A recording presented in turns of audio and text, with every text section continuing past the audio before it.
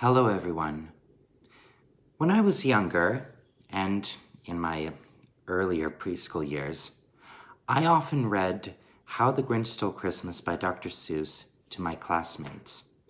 However, because I grew up watching the animated special, I sort of followed the script or the dialogue of the special almost verbatim. What I'm going to read to you today is the story as it was written by Dr. Seuss in his book. Every Who down in Whoville liked Christmas a lot, but the Grinch, who lived just north of Whoville, did not. The Grinch hated Christmas the whole Christmas season. Now please don't ask why, no one quite knows the reason. It could be that his head wasn't screwed on just right. It could be perhaps that his shoes were too tight. But I think that the most likely reason of all may have been that his heart was 2 sizes too small. But whatever the reason, his heart or his shoes, he stood there on Christmas Eve, hating the Whos, staring down from his cave with a sour, Grinchy frown at the warm, lighted windows below in their town. Hey.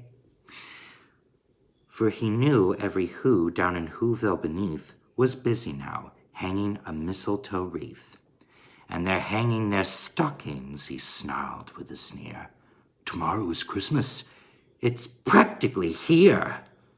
Then he growled with his Grinch fingers nervously drumming. I must find a way to keep Christmas from coming.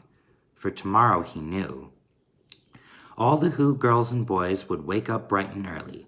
They'd rush for their toys, and then, oh, the noise, noise, noise. That's one thing he hated, the noise.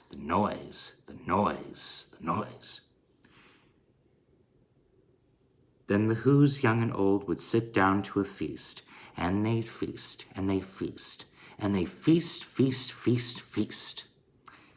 They would start on Who pudding and rare Who roast beast, which was something the Grinch couldn't stand in the least. And then they'd do something he'd liked least of all. Every Who down in Whoville, the tall and the small, would stand close together, with Christmas bells ringing. They'd stand hand in hand, and the Whos would start singing. They'd sing, and they'd sing, and they'd sing. And the more the Grinch thought of the Who Christmas sing, the more the Grinch thought, I must stop this whole thing. Why, for 53 years I've put up with it now. I must stop Christmas from coming. But how? Then he got an idea, an awful idea. The Grinch got a wonderful, awful idea. I know just what to do, the Grinch laughed in his throat. And he made a quick Santa Claus hat and a coat. He chuckled and clucked. What a great Grinchy trick! With this coat and this hat, I'll look just like Saint Nick. All I need is a reindeer. The Grinch looked around, but since reindeer are scarce, there was none to be found. Did that stop the old Grinch? No. The Grinch simply said, if I can't find a reindeer, I'll make one instead. So he called his dog Max, and he took some red thread, and he tied a big horn on the top of his head. Then he loaded some bags and some old empty sacks on a ramshackle sleigh, and he hitched up old Max. Then the Grinch said, giddy up, and the sleigh started down toward the homes where the Whos lay a snooze in their town. All their windows were dark, quiet snow filled the air. All the Whos were all dreaming sweet dreams without care. When he came to the first house on the square, this is stop number 1, the old Grinchy Claus hissed, as he climbed to the roof, empty bags in his fist. Then he slid down the chimney, a rather tight pinch, but if Santa could do it, then so can the Grinch. He got stuck only once for a moment or two, then he stuck his head out of the fireplace flue, where the little Who stockings all hung in a row. These stockings, he grinned, are the first things to go. Then he slithered and slunk with a smile most unpleasant around the whole room, and he took every present, pop guns and bicycles, roller skates, drums, checkerboards, tricycles, popcorn, and plums. And he stuffed them in bags. Then the Grinch very nimbly stuffed all the bags, one by one, up the chimney. Then he slunk to the icebox. He took the Who's feast. He took the Who pudding. He took the roast beast. He cleaned out that icebox as quick as a flash. Why, that Grinch even took their last can of Who hash. Then he stuffed all the food up the chimney with glee. And now, grinned the Grinch, I will stuff up the tree. And the Grinch grabbed the tree, and he started to shove. When he heard the small sound like the coo of a dove, he turned around fast, and he saw a small Who, little Cindy Lou who was no more than 2. The Grinch had been caught by this little Who daughter, who got out of bed for a cup of cold water.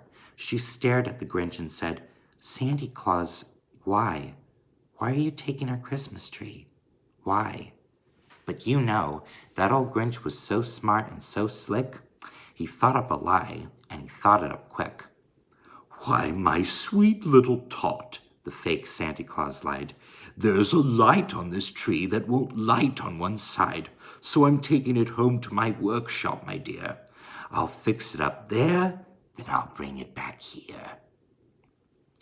And his fib fooled the child. Then he patted her head, and he got her a drink, and he sent her to bed. And when Cindy Lou Who went to bed with her cup, he went to the chimney and stuffed the tree up. And then the last thing he took was the log for their fire. Then he went up the chimney himself, the old liar. On their walls he left nothing but hooks and some wire. And the one speck of food that he left in the house was a crumb that was even too small for a mouse. Then he did the same thing to the other Who's houses, leaving crumbs much too small for the other Who's mouses. It was 1/4 on, all the Who's still abed, all the Who's still a snooze, when he packed up his sled, packed it up with their presents, the ribbons, the wrappings, the tags and the tinsel, the trimmings, the trappings. 3,000 feet up the side of Mount Crumpet, he rode to the tip-top to dump it. Pooh-pooh to the Who's, he was grinchiously humming. They're finding out now that no Christmas is coming. They're just waking up. I know just what they'll do. Their mouths will hang open a minute or two. Then all the Who's down in Whoville will cry, boo-hoo.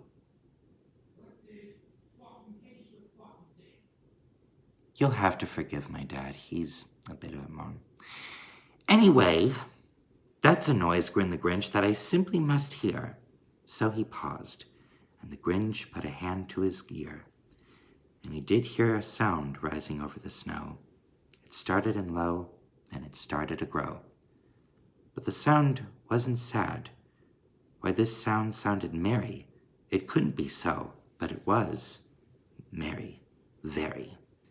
He stared down at Whoville. The Grinch popped his eyes. Then he shook. What he saw was a shocking surprise.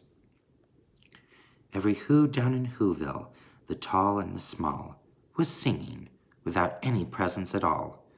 He hadn't stopped Christmas from coming. It came. Somehow or other, it came just the same. And the Grinch, with his Grinch feet ice cold in the snow, stood puzzling and puzzling. It couldn't be so. It came without ribbons. It came without tags. It came without packages, boxes, and bags. Or bags. And he puzzled 3 hours till his puzzler was sore.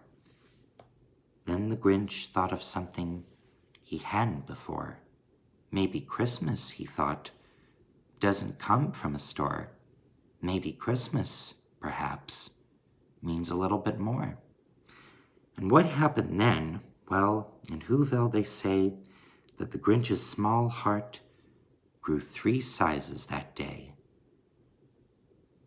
And the minute his heart didn't feel quite so tight, he whizzed with his load through the bright morning light, and he brought back the toys and the food for the feast, and he himself, the Grinch, carved the roast beast.